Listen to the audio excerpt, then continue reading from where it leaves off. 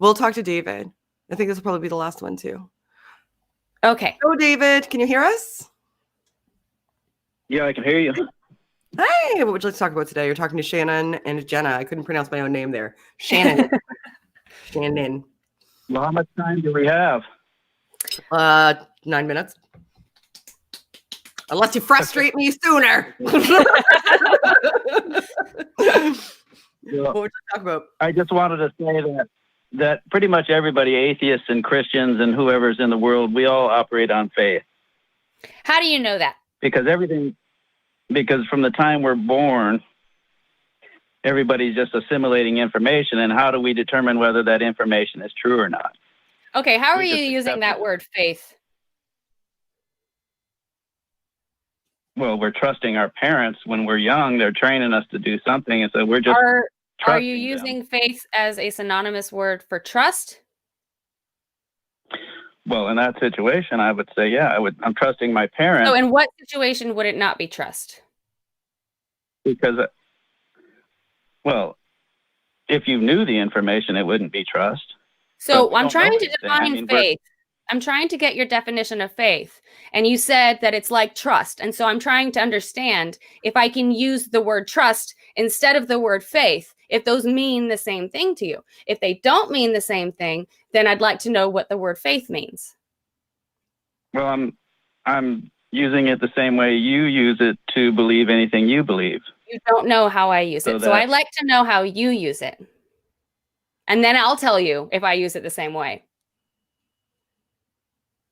Well, I'm telling you, as a child, I just accepted and trusted what my parents told me that it was true. So are you using faith as a synonymous word for trust? Yes or no?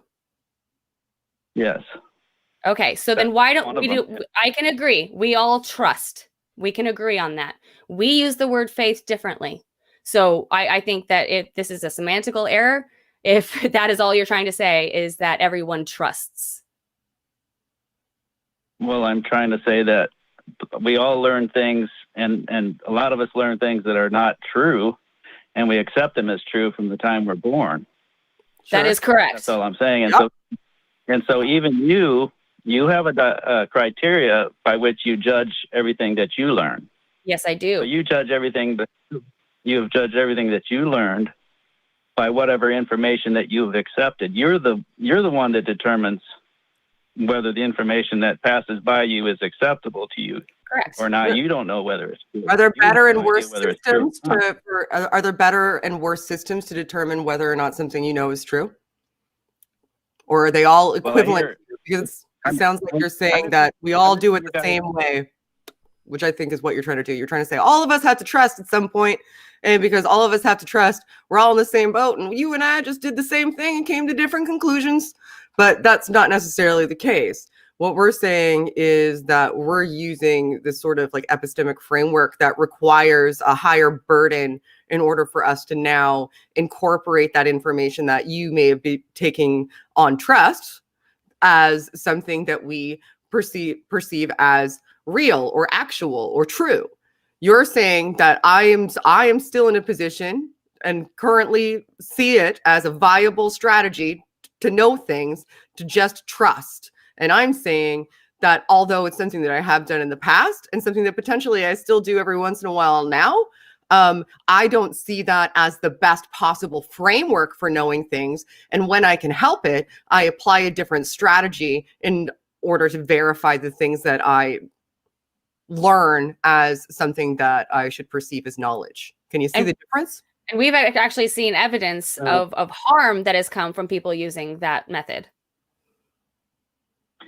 Well, yeah, because we believe lots of things that are not true. So, and that's just the way people are. They're not, they don't know anything. So they're, like I said, they assimilate this information. They don't know whether it's true. And so how do you judge whether something is true or not? Logic.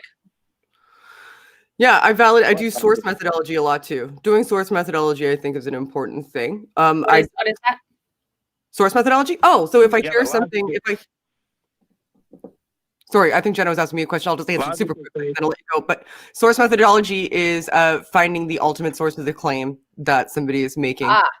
So yeah, so if somebody says, "Hey," on Facebook or whatever, "Hey, did you hear that blah blah blah election?" Blah, blah, blah, like you follow that trail back to the original source so that you can analyze it based on the context it was originally utilized. Yeah.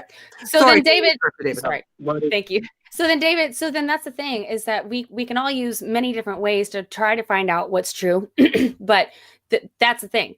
We want to try to investigate what are the best ways. And since I discovered that we are wrong about so many things, since I didn't think that at first, and then I found out that all of us are wrong about, hold on. All of us are wrong about a lot of things.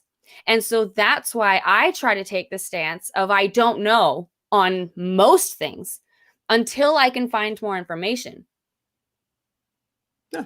But you used to be a Christian. So how did you determine whether what the information that you were using as your logic to judge the Christianity was true or not? So that's the thing, is after I started investigating that, I found out that I didn't actually have a reason. I found out that my only reasons for believing in the religion that I was brought up in was, one, my family told me to, and two, everyone pretty much that I knew and kind of in my circle believed it too. Those are two major fallacies on whether or not it is a solid reason to believe something. And so I found out I didn't have a reason. So that's why now I am desperately trying to find out what everyone's reason is, because I found out everyone's got a different reason. So now what I'd really like to know is, what is your reason? What is my reason for believing? Yes.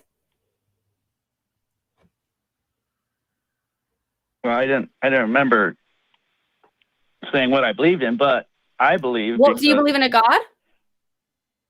Yes. Why do you believe in that God? I believe. Because I found that's the thing. You think that I had a reason and that was good, but I lost that reason. What I'm telling you is that I discovered I never had one. What is your reason?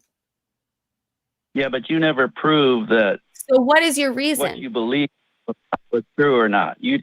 So no. Now we're not talking about me anymore. We're talking about you. What is your reason? I don't know. You don't know?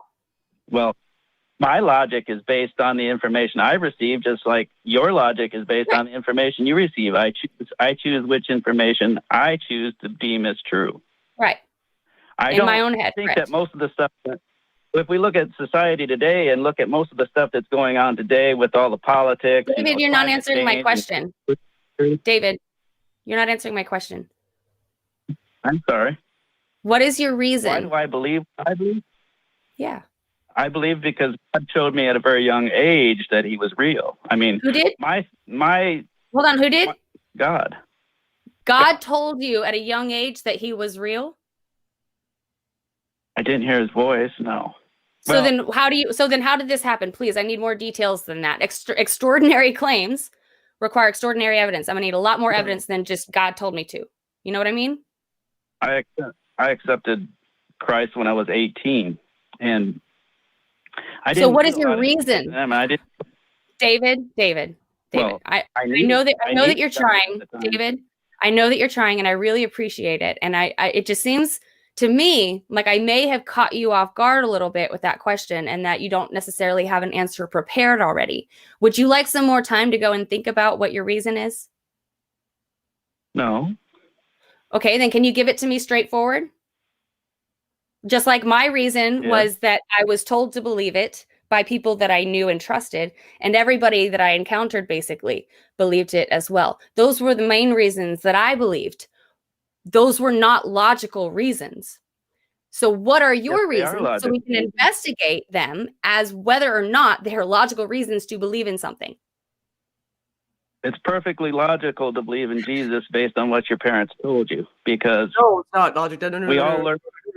No, that's we need to talk about why it's your not parents logical. are bad people. What if your parents tell you to believe? What if your parents had told you to believe in the devil? What if your dad was Hitler? If you're using that logic, you're just like literally what you're saying is we should just accept what our parents say to us is true. That's reasonable, and that blows my mind. Do you hear? No, but I have. Do you really think that I though? don't really have any choice. I don't really have any choice in that situation. Well, I why only have the not? information they give me. I You- only wait, have so the you information think they give me. your I parents have to make a decision with me. You think that your parents cannot possibly be wrong? Oh man. Well, I think everybody can be wrong. I'm just So then saying why are that your parents unique I- and that you should trust I no only- matter what they say? I'm just saying that my information is limited, especially at 18 years old. I don't know much, You're not 18 So- now. and so I Okay, have. so hold on. So But you're an I was. 18-year-old I with was. parents. So hold on. So you're an 18-year-old with parents. Why should you, and I mean, any 18-year-old with any parents, good, bad, whatever, you're saying that no matter what, because you're 18, you have to accept everything that your parents tell you as truth, as solid fact, just because they're your parents? Well, I only have the information they give me and what I've learned in school, and I don't know what I learned in school was true either. How do I know So have that? you ever heard of skepticism? Yeah, I used to be a skeptic. So what is Before I what was is a 18. skeptic? What does skeptical mean? I still am. I still am pretty skeptical. I need evidence generally when it's like for climate change. I need evidence for that. I can't just believe that some scientist said it's true. Okay. I need evidence. God damn it. Okay. Same thing. Same thing with evolution. But we're not theory and talking anything about else. we're I talking need about your evidence. parents. Hold on, stick to the subject, please. We're trying to figure out whether or not you should blindly accept what your parents tell you. And we are under the impression that it is absolutely a bad idea because your parents can be anybody. And you and I both agree that anybody is wrong all the time about something. Right? So you should not just trust your parents, correct? Well, I have to trust them to a degree because they love me enough to take care of me till I was 18. What if they don't? What if they hate you? They don't. Well, what if they do? Because you're making a blanket statement for everybody on the planet just because it can apply to you. Do you realize that? No, I think that applies to everybody. If their parents love them, at least, I mean, at least And if they don't, provided for they them. just don't count. So you're setting Well, up a if they don't, special set of they circumstances don't where you're saying, provide okay, nobody else should do this. This isn't really a good way to acquire knowledge, but my mom and dad loved me. So, and then that's another whole separate set of a fallacy too, right? Because you're also saying, like, even if we grant you that you have this special set of circumstances that exist just for you and no one else should have it, where you can trust your parents because they love you. Like, we'll grant that, right? But that still doesn't make them right. Right? That still doesn't set up a criteria from which we can look to say, how do we assess and determine whether or not the information being presented to us is right or wrong? What framework can we utilize for that? Saying people who love me can feed me information and I should just believe it is not only fallacious, it's dangerous. Do you Whether see your that? parents love you or not, think- they could love you I think- and be I think- wrong. Do you see what she's saying, David? I think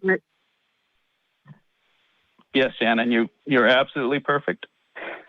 Oh my God! I I'm agree. gonna hang up. I'm not perfect. I'm tired. I'm cranky.